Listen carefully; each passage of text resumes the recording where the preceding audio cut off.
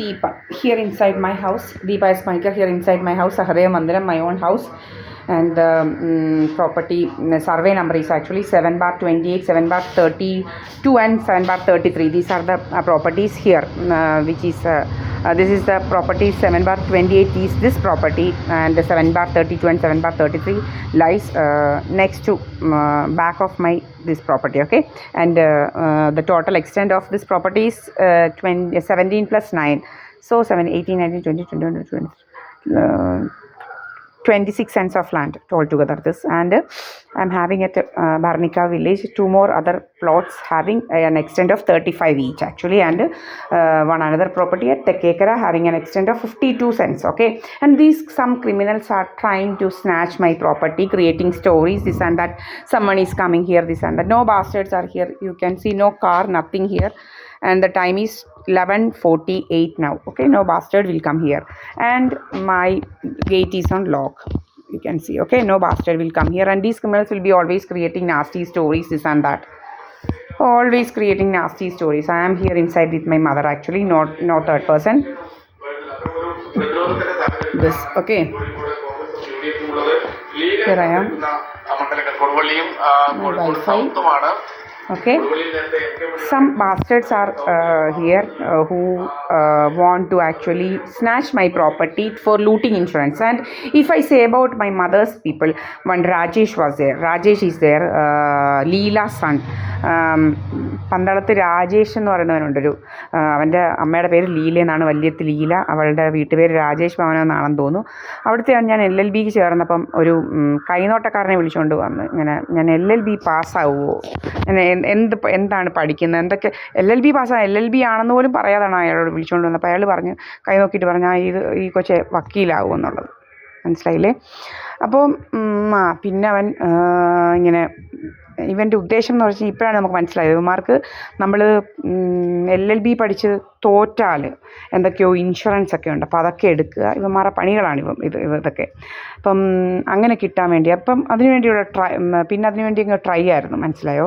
എന്ന് വെച്ച് കഴിഞ്ഞാൽ ഞാൻ പഠിക്കുന്നുണ്ട്, നമ്മളെ പഠിപ്പിക്കാതിരിക്കാനുള്ള പല പരിപാടികൾ, പിന്നെ ഒത്തിരി പരിപാടികളൊക്കെ നോക്കി, പക്ഷേ അതൊന്നും നടന്നില്ല. നമ്മളപ്പം കമ്പൈൻ സ്റ്റഡി എന്ന് പറഞ്ഞാൽ ചുമ്മാ അവിടെ പോയിരുന്ന് ഇതാക്കുന്നതായിരുന്നു. ഞാനും ശ്രീജ എന്ന് പറയുന്നൊരു കുട്ടി, ഒരു വിനോദം എന്ന് പറയുന്നൊരു. എന്താണെന്ന് വെച്ച് കഴിഞ്ഞാൽ ഒരു 2 ദിവസം കഴിഞ്ഞപ്പം 2-3 പേര് ഇങ്ങനെ വന്നിട്ട് പറഞ്ഞു, ശിവസേനയുടെ ആൾക്കാരാണ്, ഒരു ചൂരലുമായിട്ട് ഇവിടെ ഇരുന്ന് പഠിക്കാൻ പറ്റത്തില്ല എന്ന് പറഞ്ഞുകൊണ്ട് നമ്മളെ പറഞ്ഞു വിട്ടു. നമ്മുടെ കയ്യിൽ അതിന് തെളിവുണ്ട്. അപ്പോൾ ഇവിടെ നിന്ന് പഠിക്കാൻ പറ്റത്തില്ല എന്ന് പറഞ്ഞുകൊണ്ട് എന്തൊക്കെയോ ഡ്രാമയൊക്കെ ഉണ്ടാക്കി, ഇവിടെ ഇരിക്കാൻ പറ്റത്തില്ല എന്നൊക്കെ പറഞ്ഞുകൊണ്ട്. അപ്പം നമ്മൾ പൊതുവായിട്ടുള്ള ഒരു സ്ഥലത്താണ് ഇരിക്കുന്നത്, സ്റ്റേഴ്സ് ഉണ്ട്, ഇഷ്ടം പോലെ ആൾക്കാർ അവിടെ വന്നിരിക്കുന്നുണ്ട്. വേറെ ഞങ്ങളുടെ ഹോസ്റ്റൽ മേറ്റ്സ് തന്നെ ഉണ്ട്. ഹോസ്റ്റൽ മേറ്റ്സ് എന്ന് പറഞ്ഞു കഴിഞ്ഞാൽ അവിടെ PG ആയിരുന്നു, PGയുടെ പിള്ളേരൊക്കെ ഇരിക്കാറുള്ള സ്ഥലമാണ്, എല്ലാം ഉണ്ട്.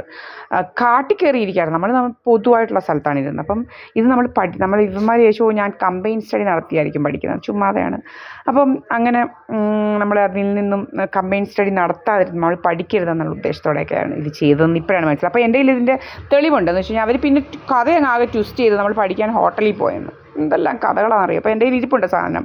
അപ്പോൾ ഈ ശ്രീജ എന്ന് പറയുന്നവൾ പറഞ്ഞതും എൻ്റെ കയ്യിൽ ഇരിപ്പുണ്ട്, മനസ്സിലായില്ലേ. ശ്രീജ എന്ന് പറഞ്ഞവൾ പറഞ്ഞതും ഞാൻ എൻ്റെ ഫേസ്ബുക്കിൽ അപ്ലോഡ് ചെയ്തിട്ടുണ്ട്, ഞങ്ങളവിടെ പഠിക്കുകയായിരുന്നെന്നും എവിടെ പഠിച്ചതെന്നും ഒക്കെ. അപ്പോൾ മംഗലാപുരത്ത് നമ്മുടെ ഡിസ്ട്രിക്ട് കോർട്ടുണ്ട്, മംഗലാപുരത്തെ SDM ലോ കോളേജ് അറിയാവുന്നവർക്കറിയാം. വെറും ജസ്റ്റ് 200-300 മീറ്റേഴ്സ് അങ്ങോട്ട് ചെല്ലുന്നുണ്ടെങ്കിൽ ഒരു PVS ഒരു ഇതുണ്ട്, വലിയൊരു സർക്കിളുണ്ട്. അതിൻ്റെ മണ്ടയ്ക്ക് നേരെ അങ്ങോട്ട് മണ്ടയ്ക്കോട്ട് കയറുമ്പോൾ ഒരു കുന്നിൻ്റെ മുകളിലാണ് ഈ കോടതികളെല്ലാം, ഡിസ്ട്രിക്ട് കോടതി ഫുള്ള്. അപ്പം അവിടെ ആ കോടതിയിലാണ് ഞങ്ങൾ പോകുന്നത്. അതിൻ്റെ താഴെയാണ് ഞങ്ങൾ സ്റ്റേ ചെയ്തുകൊണ്ടിരുന്നത്. ഈ കോടതിയുടെയും ഈ കോളേജിൻ്റെയും നടുക്കായിട്ടാണ്. വലിയ ഡിസ്റ്റൻസ് ഒന്നും ഇല്ലായിരുന്നു, കോളേജിലോട്ട് പോകാനും വലിയ ഡിസ്റ്റൻസ് ഇല്ലായിരുന്നു, കോടതിക്ക് പോകാനും ഡിസ്റ്റൻസ് ഒന്നും ഇല്ലായിരുന്നു. അപ്പം കോർട്ട് വിസിറ്റൊക്കെ ഉണ്ടായിരുന്നു അന്ന്. അപ്പം ഇവിടെയാണ്, മനസ്സിലായില്ലേ. അപ്പം ഇങ്ങനെ പല കള്ളത്തരങ്ങളാണ് ഇവന്മാർ നമ്മളെക്കുറിച്ച് പറഞ്ഞുണ്ടാക്കുന്നത്. അപ്പം അങ്ങനെ അതുപോലെ നമ്മളെക്കുറിച്ച് കോളേജിൽ ചെന്ന് ഇതാക്കിയാലും അവർ പറയും, നമ്മളെക്കുറിച്ച് വേറൊരു അഭിപ്രായം ആരും പറയത്തില്ല അവിടെ ഉള്ളവർ, കോളേജിൽ പഠിച്ചവരായാലും അല്ലാത്തവരായാലും. അവർക്കെല്ലാം അറിയാം. വേറൊരാളോട് ചോദിച്ചപ്പോൾ ഇതാരാ പറഞ്ഞേ, ഈ ദീപയെക്കുറിച്ച് ഇത് പറഞ്ഞോ എന്ന്. അപ്പം നമ്മളെങ്ങനെയാണ് അവിടെ ജീവിച്ചതെന്നുള്ളതൊക്കെ അവർക്ക് നല്ലപോലെ കോളേജ് മേറ്റ്സിനൊക്കെ നല്ലപോലെ അറിയാം. മനസ്സിലായില്ലേ?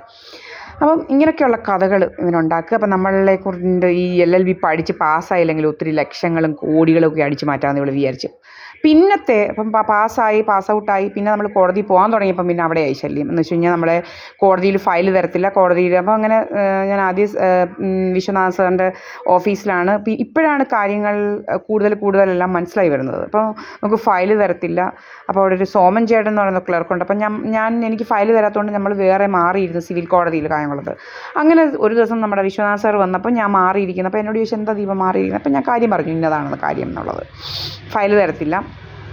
പിന്നെ എനിക്ക് മജിസ്ട്രേറ്റ് കോടതിയിലെ ഫയൽ എന്നെ തന്നെ ഏൽപ്പിക്കാൻ തുടങ്ങി സാറ്. അങ്ങനെ ഞാൻ മജിസ്ട്രേറ്റ് കോടതിയിൽ തന്നെ പോകാൻ തുടങ്ങി. പിന്നെ വലിയ കുറേ എണ്ണം അതുപോലെ എന്നോട് വഴക്കിന് വരാൻ തുടങ്ങി. ഇതുപോലെ അവിടെ തുടങ്ങിയ ഹരാസ്മെൻറ്റാണ്. എന്ന് വെച്ച് കഴിഞ്ഞാൽ ഒരു ഷർമിളേന്നും കുറേ ഹേമേന്നും ഒക്കെ പറയുന്ന കുറേ എണ്ണം ഉണ്ടായിരുന്നു അവളുമാരെൻ്റെ അടുക്കെ. അങ്ങനെ ഞാൻ മാവേലിക്കര 3 ദിവസം പോകാൻ തുടങ്ങി. അങ്ങനെ അപ്പം ബിജു പിയുടെ നിർദ്ദേശങ്ങളാണ് ഞാൻ ഫയൽ വേറുള്ളവരുടെ പറയരുത്.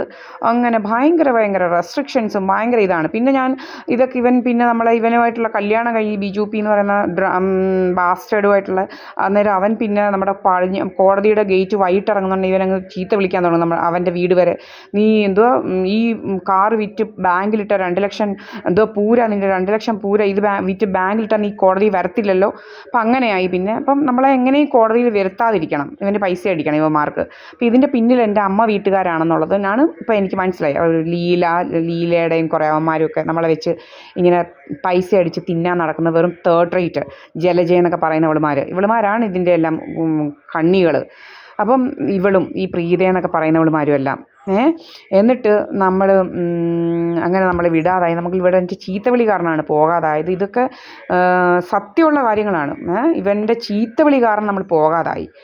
അത് കഴിഞ്ഞ് അവിടുന്ന് പിന്നെ കുറേ എല്ലാം കഴിഞ്ഞ് പിന്നെ അതെല്ലാം കഴിഞ്ഞ് നമ്മൾ പോകാതായി. പിന്നെ നമ്മൾ MBA പഠിച്ചു. പിന്നെ അതെല്ലാം കഴിഞ്ഞ് ഇവനെ പിന്നെ ബന്ധം ഒഴിഞ്ഞു. അത് കഴിഞ്ഞിട്ടപ്പോഴാണ് നമ്മൾ എറണാകുളത്ത് ചന്ദ്രമോഹൻ ദാസ് സാറിൻ്റെ അടുക്കൽ എന്ന് പറയുന്ന സാറിൻ്റെ അടുക്കൽ ഇതുപോലെ പോകാൻ തുടങ്ങി. ആദ്യം സാർ ഫയലൊക്കെ തരും, നമ്മൾ പറയാൻ തുടങ്ങി. അപ്പോൾ ആൾക്കാരൊക്കെ പറയാൻ തുടങ്ങി ആ കൊച്ച് നല്ലപോലെ പറയും, നല്ല ശബ്ദമൊക്കെ ഉണ്ട് എന്നൊക്കെ പറഞ്ഞ് അങ്ങനെ അവിടെയും കുറച്ച് കഴിഞ്ഞപ്പം ഇതുപോലെ ഇവന്മാർ വന്ന് നമ്മൾ കോടതിയിലൊക്കെ പോകുന്നപ്പം ഫയൽ തരാതായി. നമുക്ക് മനസ്സിലായില്ലേ, നമ്മളെ പിന്നെ സാറ് സഹിതം നമ്മളെ ഹരാസ് ചെയ്യാനുള്ളതൊക്കെ ഒരു പല ഇതൊക്കെയായി. നമ്മളെ മറ്റുള്ളവരുടെ മുന്നിൽ വെച്ച് അതും ഇതും പറയുക. അപ്പോൾ നമ്മൾ പ്രതികരിക്കുവാണെങ്കിൽ അങ്ങനെ പ്രതികരിക്കാൻ വേണ്ടി പറയുക. അപ്പം നമ്മളെ ആരായാലും ഈ പ്രതികരിപ്പിക്കാൻ വേണ്ടിയിട്ടുള്ള പല വേലകൾ ഇവന്മാർക്ക് ഈ സാറിനും അങ്ങനെ പല എന്നിട്ട് സാറ് പറഞ്ഞു എന്നിട്ട് എൻ്റെ എൻറോൾമെൻറ്റ് പോയി. അപ്പം ഞാൻ ചെന്ന് നമ്മുടെ ബാർ കൗൺസിൽ അപ്പുറത്ത് തന്നെയാണല്ലോ, അവിടെ ചെന്ന് തിരക്കിയപ്പോൾ ആരാ ഇത് പറഞ്ഞാൽ നിങ്ങളുടെ എൻറോൾമെൻറ്റ് പോയത്, നിങ്ങളുടെ എൻറോൾമെൻറ്റ് ഇവിടെ ഉണ്ടല്ലോ, ഇതാരാ പറഞ്ഞതെന്ന് ചോദിച്ചു. അങ്ങനെ ഞാൻ ചെന്ന് സാറിനോട് പറഞ്ഞു എൻറോൾമെൻ്റ് ഒക്കെ ഉണ്ടല്ലോ സാറേ, അവിടെ ഒരു കുഴപ്പമില്ലല്ലോ. അങ്ങനെ പല കള്ളത്തരങ്ങൾ ഇവന്മാരാണ് ഇതെല്ലാം ചെയ്യിപ്പിക്കുന്നത്. അങ്ങനെ പല രീതിയിൽ നമ്മളെ ഇതാക്കാൻ നോക്കി.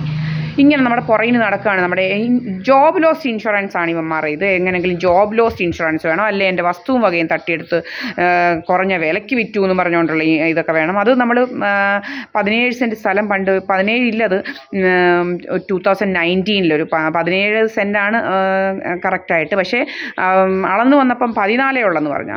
അത് സ്ഥലം നമ്മളന്ന് 92,000 രൂപയ്ക്ക് വഴി ഒന്നുമില്ല. അതുകൊണ്ടാണ് നമ്മളത് പിന്നെ അതിൽ കൂടുതൽ കിട്ടേണ്ട ഒരു 2 ലക്ഷം രൂപയെങ്കിലും കിട്ടേണ്ടതായിരുന്നു. നമ്മൾ പിന്നെ അതും കൊടുത്തത്. അങ്ങനെ 12,50,000 രൂപ അന്നത് കിട്ടിയത്. അത് 2019 ജൂലൈയിലാണ് അത് കൊടുത്തത്. ആ സമയത്താണ്. അപ്പം അത് കഴിഞ്ഞ് നമ്മൾ നമ്മുടെ വസ്തുക്കളൊന്നും ഇതാക്കിയിട്ടില്ല. നമ്മൾ ഇനി വിൽക്കാനും ഉദ്ദേശിക്കുന്നില്ല. പിന്നെ ആകെ വിൽക്കാൻ ഉദ്ദേശിക്കുന്നതെന്ന് പറഞ്ഞാൽ നമ്മുടെ പല്ലാരിമംഗലത്ത് കുറച്ച് വസ്തുണ്ട്. അത് മാത്രമല്ലാതെ വേറൊന്നും നമ്മൾ വിൽക്കത്തില്ല. വേറൊന്നും നമ്മൾ വിൽക്കാൻ ഉദ്ദേശിക്കുന്നില്ല.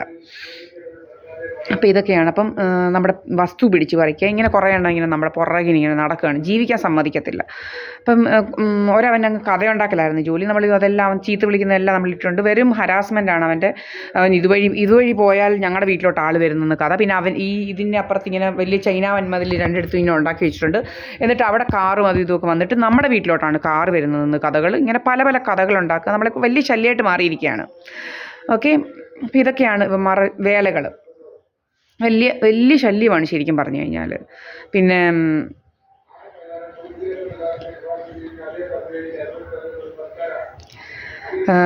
അപ്പോൾ ഇങ്ങനെയൊക്കെയാണ് കാര്യങ്ങൾ, മനസ്സിലായില്ലയോ?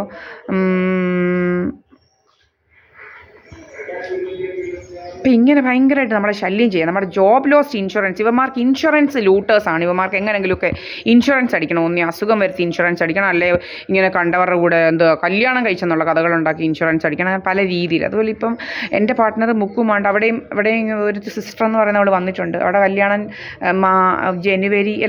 നവംബർ 30-നായിരുന്നു. അപ്പം അവളിങ്ങനെ വന്നിരിക്കുന്ന, ഇപ്പോൾ ആക്ട് ചെയ്ത് വന്നിരിക്കുന്ന വേറെ ഏതോ ഒരുത്തി വന്നെന്ന് പറഞ്ഞുകൊണ്ടൊക്കെയാണ്. എൻ്റെ ഈ ഫോട്ടോ ഇന്നലെ മുക്കും തന്നു കഴിഞ്ഞാൽ ആരാ അവിടെ ഉള്ളതെന്നുള്ളതിനെല്ലാം തെളിവ് സഹിതം നമ്മൾ അപ്ലോഡ് ചെയ്തിട്ടുണ്ട് ഫേസ്ബുക്കിൽ. അപ്പം ഇവളുമാരാണ് വന്നേക്കുന്നത്. ഇപ്പം മുക്കുമിൻ്റെ കൂടെ, മുക്കുമിൻ്റെ ഫാമിലിയാണ്, മുക്കുമിൻ്റെ അച്ഛൻ, അമ്മ, സിസ്റ്റർ, മുക്കുമുമാണ് ആ വീട്ടിലുള്ളത്. റെൻറ്റഡ് ഹൗസാണ്. ഇപ്പം ജോട്ട്വാര ജയ്പൂരിൽ നമ്മുടെ സഞ്ജയ് എന്ന് പറയുന്ന ഒരു പബ്ലിക് സ്കൂളിൻ്റെ തൊട്ടടുത്താണ് ഈ വീട്. വീടിൻ്റെ ഫോട്ടോസും എല്ലാം നമ്മുടെ കയ്യിൽ തന്നിട്ടുണ്ട് എൻ്റെ മുക്കും. അപ്പം എൻ്റെ മുക്കുമാണ് എൻ്റെ പാർട്ട്ണർ. അപ്പം ഇനി മുക്കുമിനെ ഇതുപോലെ വേറെ അപായപ്പെടുത്തുക, നമ്മുടെ അടുക്ക വരാതിരിക്കുക, ഇതൊക്കെയാണ് ഇവന്മാരുടെ ഉദ്ദേശങ്ങളെല്ലാം. വരരുതെന്നുള്ള ഉദ്ദേശത്തിലൂടെ പല പല രീതിയിൽ ഓരോന്ന് ചെയ്യാൻ നോക്കുക. ഇതൊക്കെയാണ് അടുത്ത ഉദ്ദേശങ്ങൾ. ഇതൊക്കെയാണ് ഇവന്മാരുടെ ഉദ്ദേശങ്ങൾ. അപ്പം ഇവന്മാർക്ക് നമ്മുടെ വസ്തുവൊക്കെ പിടിച്ചു പറിക്കണം. ഇങ്ങനെ പല പല ഉദ്ദേശങ്ങളുമായിട്ട് ഇവന്മാർ ഇങ്ങനെ അങ്ങ് നടക്കുകയാണ്. അപ്പോൾ എൻ്റെ ഈ ഭരണിക്കാവിലുള്ള ഒരു വസ്തുവും, ആകെ എനിക്ക് 146 സെൻറ്റ് സ്ഥലവും ഈ വീടുമുണ്ട്. ഇതെൻ്റെ പേരിലുള്ളതാണ്. പിന്നെ പ്രീതായസ് പണിക്കർ എന്ന് പറയുന്നവർക്ക് പന്തളത്ത് ഇതിനെക്കാട്ടി കൂടുതൽ വസ്തു കൊടുത്തിട്ടുണ്ട്. സെറ്റിൽമെൻറ്റ് ഡീഡിൽ കൂടാണ്. അവർക്ക് ഇതിനകത്തെങ്ങും ഒരു അവകാശവും ഇല്ല. പിന്നെ ഇത് എൻ്റെ അമ്മയുടെ കാലശേഷമാണ്. അപ്പം കാലശേഷം അത് കഴിഞ്ഞ് എനിക്ക് ഫുള്ളായിട്ടുള്ള അവകാശം വരത്തുള്ളൂ. അപ്പം പക്ഷേ എഴുതി കൊടുക്കാൻ ആർക്കും ഒരവകാശവും ഇല്ല. എഴുതി കൊടുത്താൽ അമ്മയും ഇത് വാങ്ങിക്കുന്നവരും ജയിലിൽ കിടക്കും, അത്രയേ ഉള്ളൂ. മനസ്സിലായില്ലയോ? നമുക്കറിയാം കേസ് കൊടുക്കാൻ. നമ്മളുടെ കയ്യിലിവിടെ ഡോക്യുമെൻറ്റ്സ് ഒന്നും ഇല്ല എന്നുള്ളതിന് നമ്മുടെ ഈ തെളിവുണ്ട്. മുക്കുമിൻ്റെ കയ്യിലാണ് എൻ്റെ ഡോക്യുമെൻറ്റ്സൊക്കെ. അപ്പം എനിക്കെല്ലാം അറിയാം എവിടെയൊക്കെയാണെന്നും എന്തൊക്കെയാണെന്നുള്ളത് നല്ലപോലെ നമ്മൾ ഇതാക്കിയാണ് വെച്ചിരിക്കുന്നത്. എൻ്റെ കയ്യിൽ മുക്കും പറയുന്നതിൻ്റെ തെളിവുണ്ട്, നമ്മൾ അവിടെ വെച്ചിട്ട് പോകുന്നതിൻ്റെ തെളിവുണ്ട്. അപ്പോൾ ഇതെല്ലാം ഉണ്ട്. പിന്നെ മുക്കുമിൻ്റെ അച്ഛൻ്റെ ആരാണ്, അമ്മ ആരാണ്, ഇതെല്ലാം പടം സഹിതം എൻ്റെ കയ്യിൽ തെളിവുണ്ട്. പിന്നെ മുക്കുമിൻ്റെ ആധാർ കാർഡെല്ലാം നമ്മുടെ കയ്യിൽ തെളിവായിട്ടുണ്ട്. അപ്പോൾ ഇതൊക്കെയാണ് കാര്യങ്ങൾ. അപ്പോൾ ഇങ്ങനെ നടക്കുകയാണ് നമ്മുടെ പുറകിന്. എന്തെങ്കിലുമൊക്കെ ഇൻഷുറൻസ് വെച്ച് നമ്മളെ വെച്ച് മോഷ്ടിക്കുക എന്നുള്ളതാണ് ഇത്. നമ്മൾ കുറേ കാര്യങ്ങളൊക്കെ നമ്മളിപ്പം SNDP-യിലുള്ളവർക്കൊക്കെ മനസ്സിലായി നമ്മളോട് ഭയങ്കര ശല്യമാണെന്ന് ഇവന്മാർ.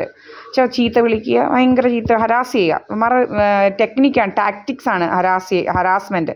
ഇന്നും ഇന്നലെ തുടങ്ങുന്ന ഹരാസ്മെൻ്റ് അല്ല, നമ്മുടെ കയ്യിൽ അതിന് തെളിവുണ്ട്. 2019 കുറേ അവന്മാരെയൊക്കെ വെച്ച് ഹരാസ് ചെയ്യുന്നതിന് തെളിവുണ്ട്. ഇത് ടാക്ടിക്സാണ് ഇവന്മാരെ. ഈ ഹരാസ് ചെയ്തിട്ട് നമ്മളെ കൊണ്ട് സംസാരിപ്പിക്കുക, ഇതൊക്കെയാണ് ഇവന്മാരെ ഇത്. പിന്നെ നമ്മുടെ മുടി കൊഴിക്കുക, നമ്മുടെ തലയിലോട്ട് എപ്പോഴും ഇതടിക്കുക ജോലി. എന്തുവാ, നമ്മുടെ ലേസർ അടിക്കുക ജോലി ഇവന്മാരുടെ. പിന്നെ ഞാനിവിടെയാണ്, ലൈവാണിത്, അറിയാമല്ലോ. ഇപ്പം സമയം എന്ന് പറയുന്നത് 12 മണി കറക്റ്റ്. സഹദേവ മന്ദിരമാണ്. ഇന്ന് March 15 ഡേറ്റ്. ഓക്കെ, ഇത് അപ്ലോഡ് ചെയ്യുവാണ്.